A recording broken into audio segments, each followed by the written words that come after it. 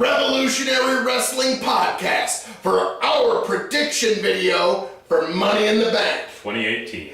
I am your King of Extreme, joined by my indomitable broadcast partner, Tony G, current reigning, defending, and after Sunday will still be the Revolutionary Wrestling Podcast prediction champion. until I, Phil KOE, take it from you. Afraid not, Phil. I'm afraid so. No. We will see. So, let's get right into it with, unfortunately, the undercard match.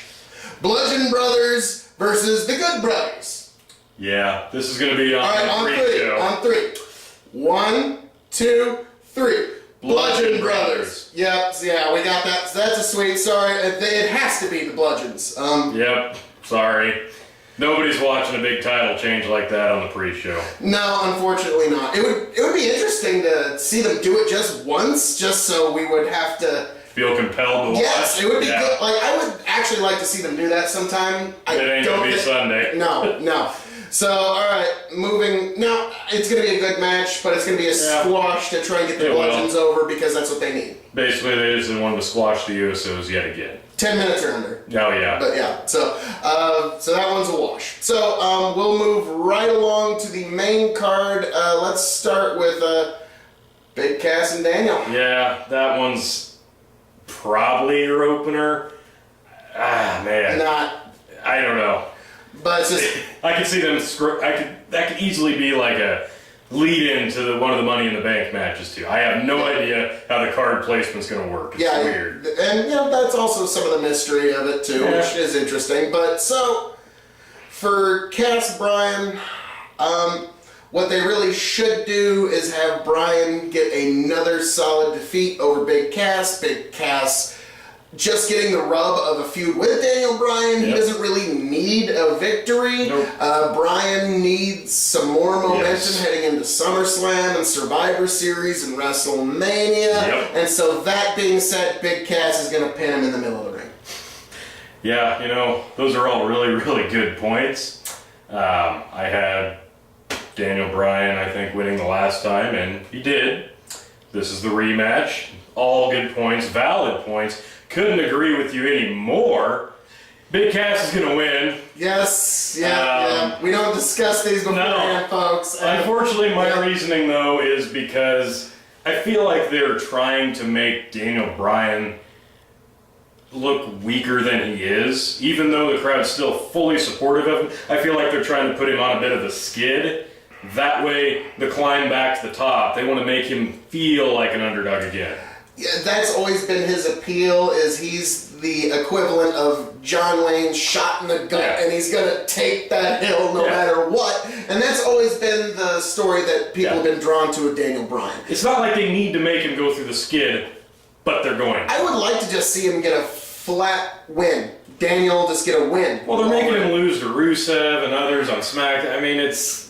But unfortunately, it looks like they're probably going to have Cass win this. Yep. And then there's going to be the rubber match either next month or the month after. So, but that's 50-50 booking. Yeah, and exactly. 50-50 and I'm not a fan of it, but again, Cass, nothing wrong with you personally, Cass. It's just no, there's nothing wrong with at the moment, you're a guy that's in bloom, if you will. Yeah. And Daniel Bryan, you never know how many matches the boy's going to have at this point. So sorry if we feel like you're being wasted on Test Light. Ooh, ouch. No, I think Big Cass is going to be something someday. He just... Not Sunday, but he will win. Someday, not Sunday. But I think, he's going to be really something someday. Someday. All right, and we'll see. But it's going to be Big Cass on the W. Okay. Seth Rollins, Elias. Intercontinental title match. This is going to be good. I'll let you take it. This is going to be a really good match. All right. Seth Rollins has been on a roll. I mean, not just on booking-wise, but match-wise. Not just on the pay-per-view. The Raws he's on, he's probably in the best match every week. He's on a roll. And personally, I know we're both big fans of Elias. And I personally walk with Elias. Who doesn't? The crowd eats out of the palm of his hand, knowing full well he's going to shit all over it. It's great. It's awesome. I feel like they are going to put the Intercontinental title on Elias. I don't think they're going to do it Sunday.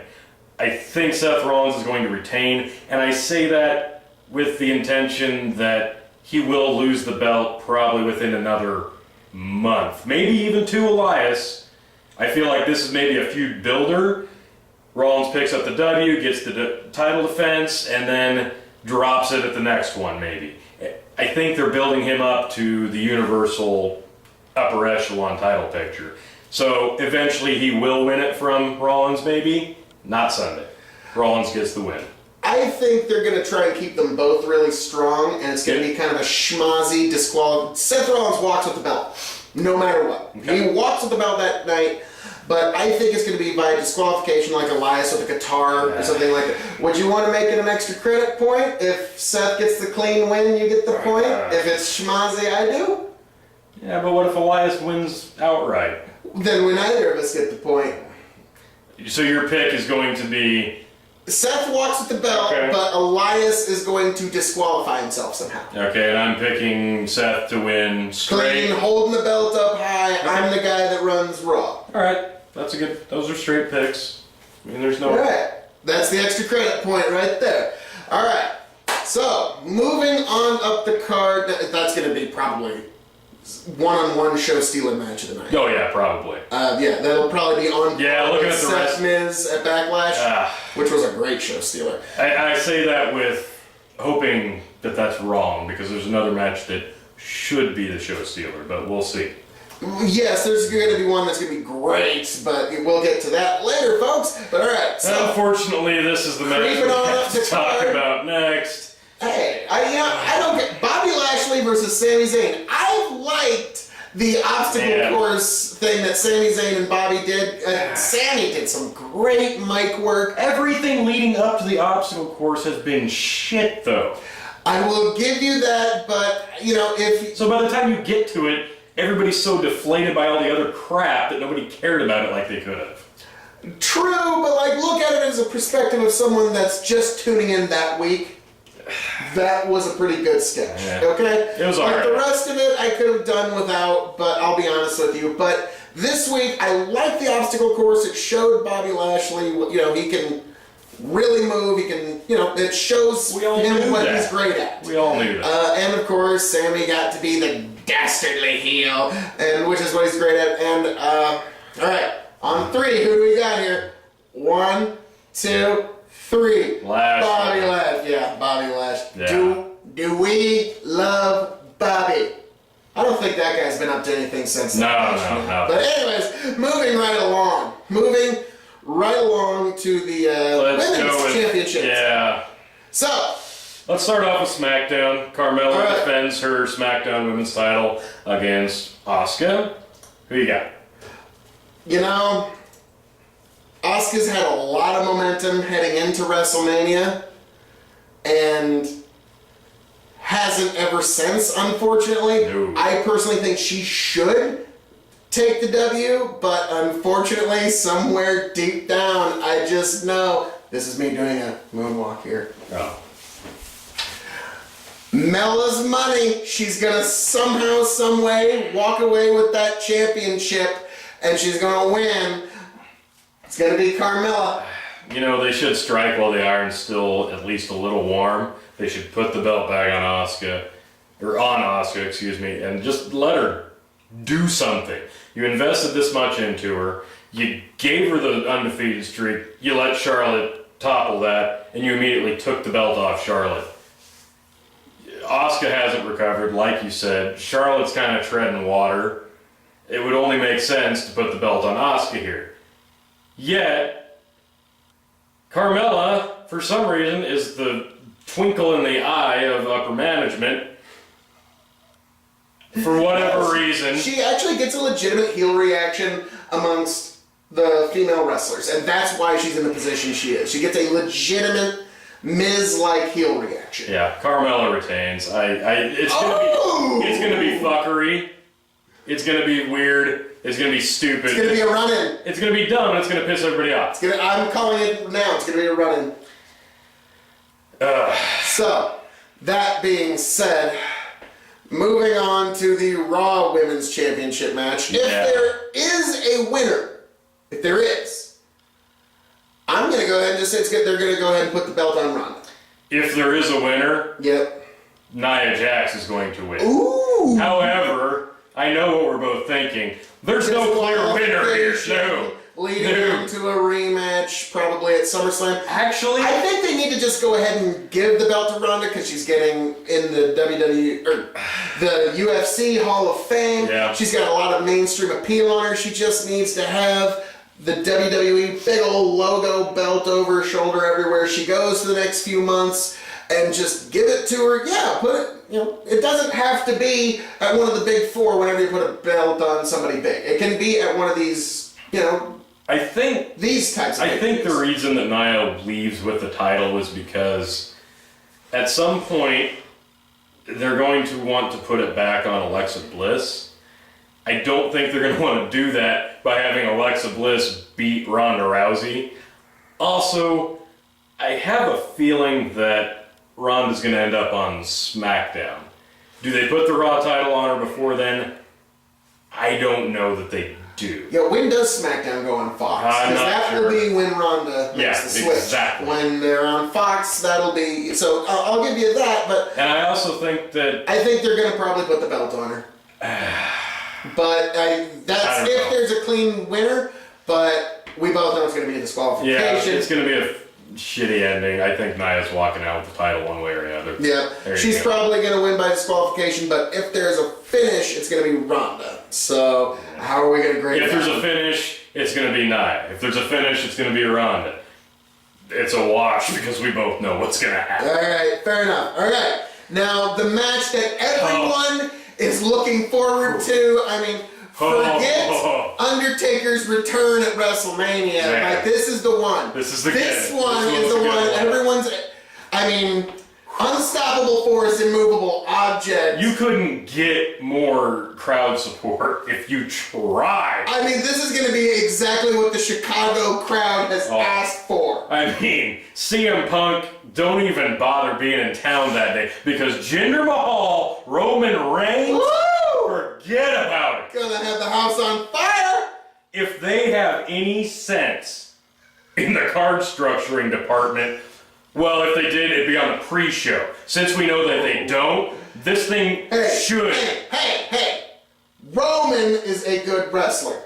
This match should be on the pre-show. It won't be, but if not, it should be the opener to the entire card. And neither guy should be seen again. Because this is, if you put this thing towards the top, it could potentially deflate one of the Money in the Bank ladder matches.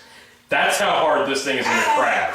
I'm going to object to that, because like I said, Tony, Roman Reigns is a very good wrestler. I'm just not listening to that. So who do you got? Oh boy, this is going to be tough. Like, as much as I really like Jinder's chances in this. Yeah, okay. Yeah, that's just... As much as, I'm sure the whatever lock thing that he goes for and slams people. Yeah, that thing. How many times is Roman going to kick out of it? I mean...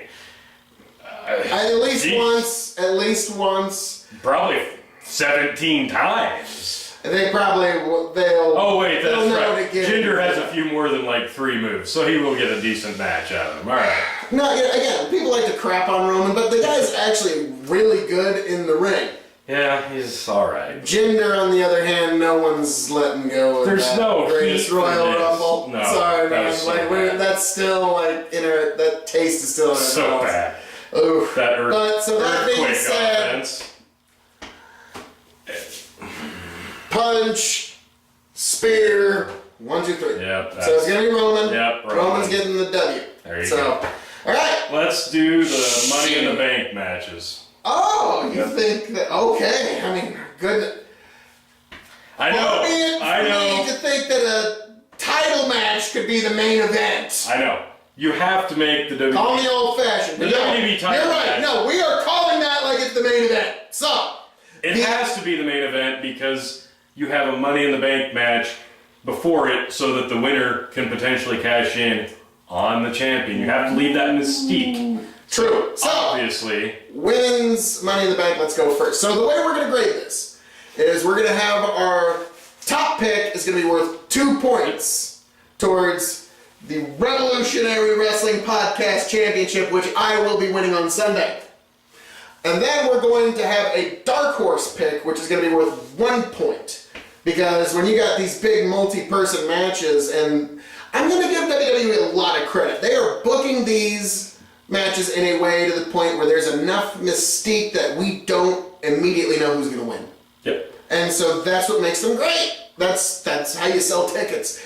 And so, all right, I'm going to let you go as the champion. Okay. I will let you go first for your dark horse pick for the women's Money in the Bank. My dark horse pick is going to... I went back and forth on this. My dark horse is from Smackdown.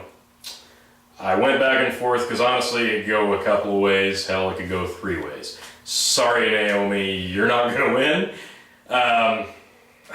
My dark horse is Charlotte Flair. Okay, not bad, not bad. I am actually going to disagree with that statement. Okay. And my dark horse is, actually no, I'm sorry, it wasn't Naomi. I'm sorry, I misheard you. My dark horse is Natalya. Natalya. Hey, no, hey.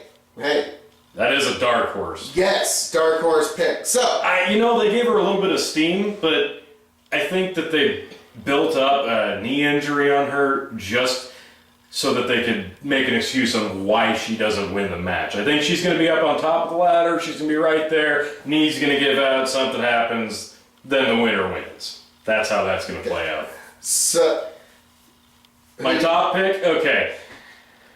I kind of picked the Raw Women's title match the way I did because I could very easily see a Raw competitor from the match cashing in on this show if it's before the women's title match. But I could see them put Ronda towards the top of the card. That's the thing. So I'm picking Alexa Bliss because there's not a better person in that match that will use the briefcase in a better way than she will. Because if Charlotte wins it, she's going to be cashing in next month. If Alexa wins it, she's going to carry it around for at least 2-3 months, and it's going to be beautiful. Because there's no one that uses a title or a prop or a microphone better than Alexa Bliss in that match. She's the one that deserves it. She needs to win the match. It's going to be Alexa Bliss. I really want to agree with you because you're absolutely right. She will do a Ms. Seth Rollins-like job with that. She really will, and I'm not even going to feel bad about it. But that being said, my main pick, this is going to sound really shocking to you, I have been torn between Sasha Banks and Becky Lynch.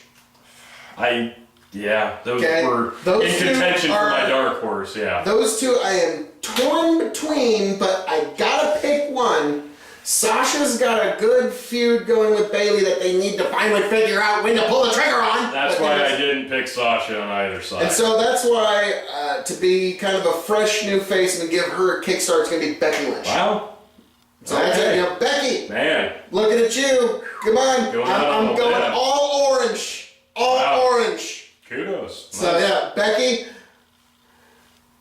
do your best. So, all right, now the men's Money in the Bank ladder match. So, again, as the champion, I will give you the honors of the first dark horse pick. Honestly, my dark horse and my top pick are almost interchangeable.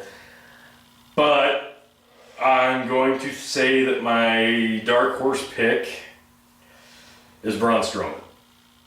Ooh. Because it'd be hilarious watching him walk around with a briefcase. That's comedy gold right there. Mm-hmm. And come on. Is there a guy that the crowd is behind more than Braun Strowman in that match? Come on. I mean, okay, I'm assuming myself, Big E's going to be in the match as one of the New Day members. Kevin Owens, Bobby Roode, Samoa Joe, Rusev, Finn Bálor, The Miz.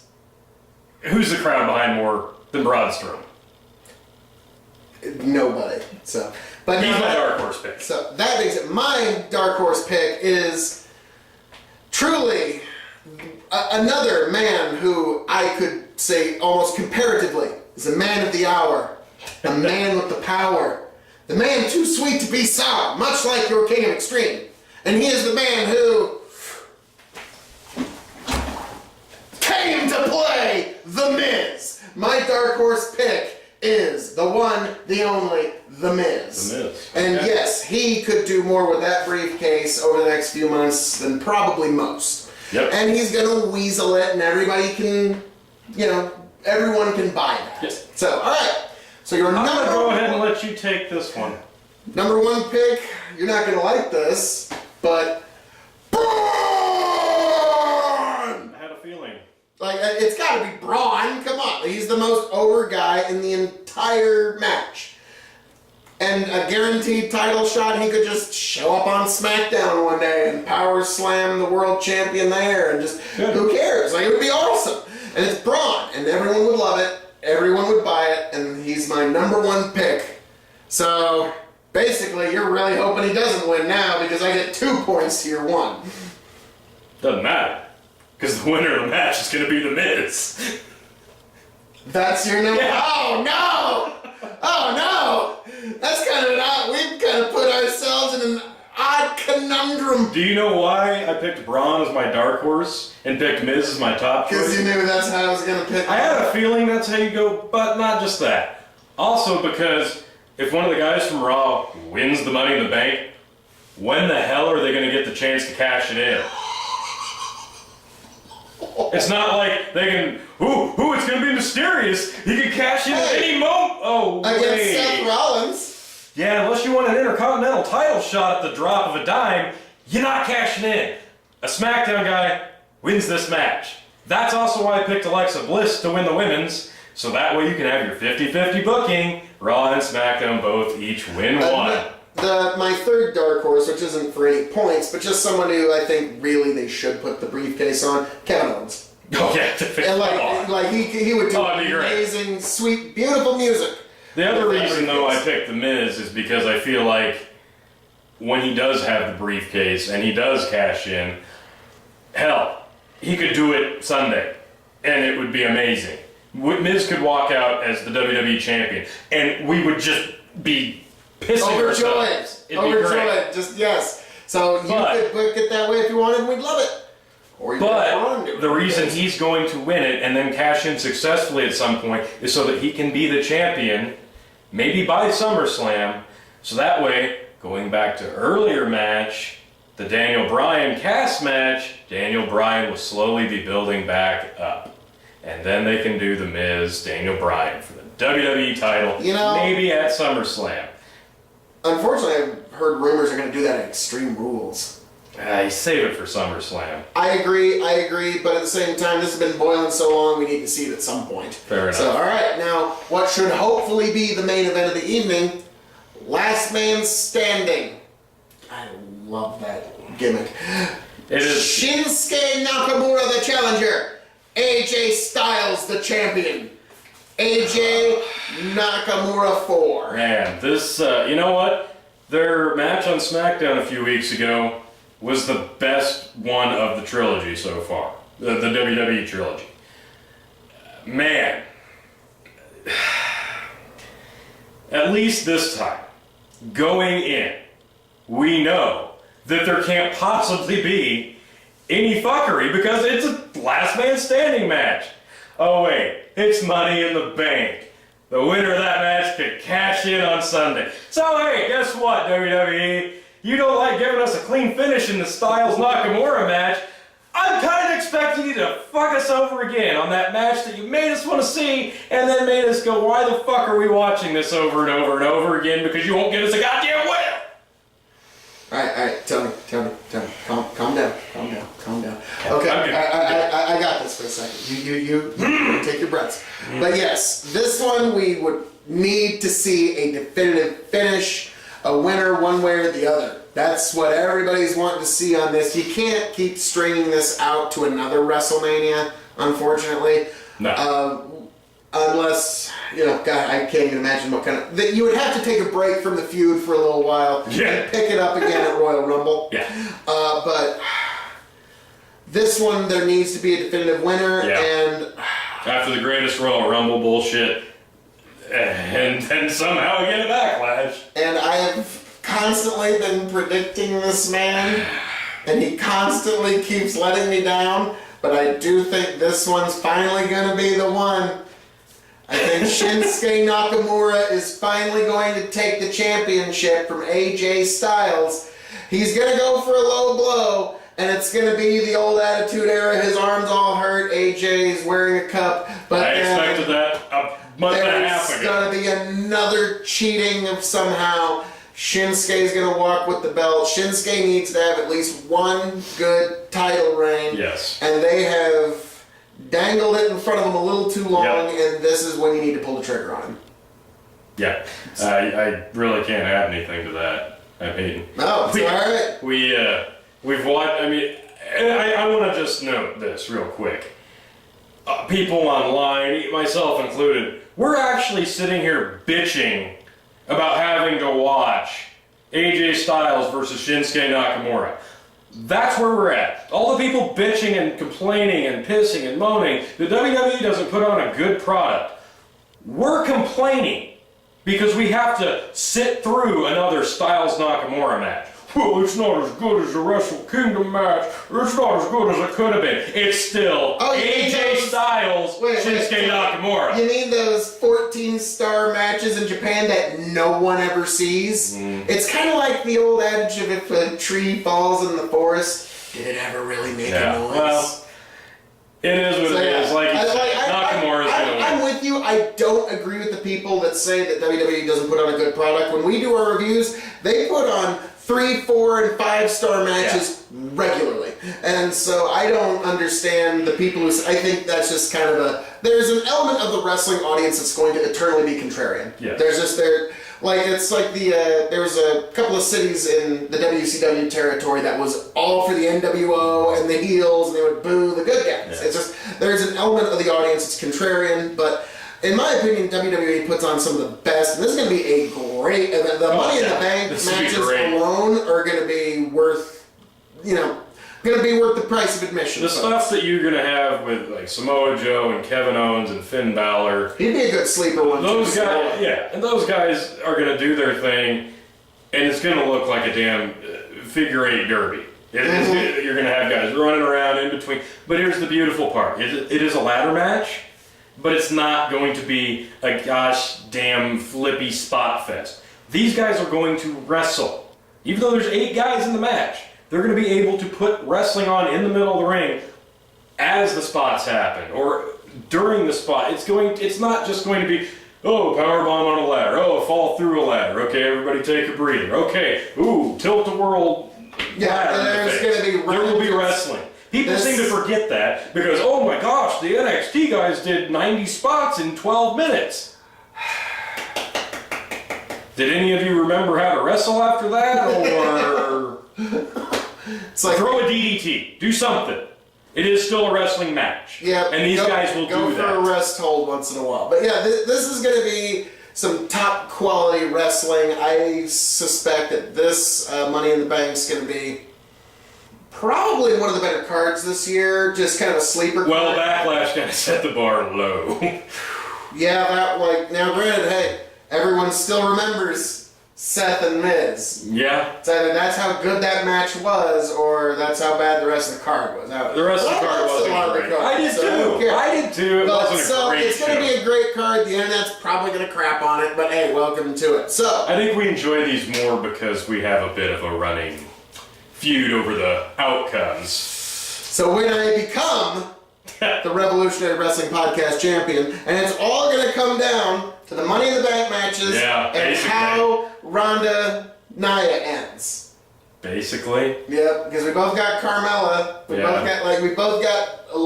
The singles matches are null and void. So it comes down to 3 matches, folks, for me to become. So the margins are thin on either side. And if Becky Lynch wins the Money in the Bank, that's pretty much it.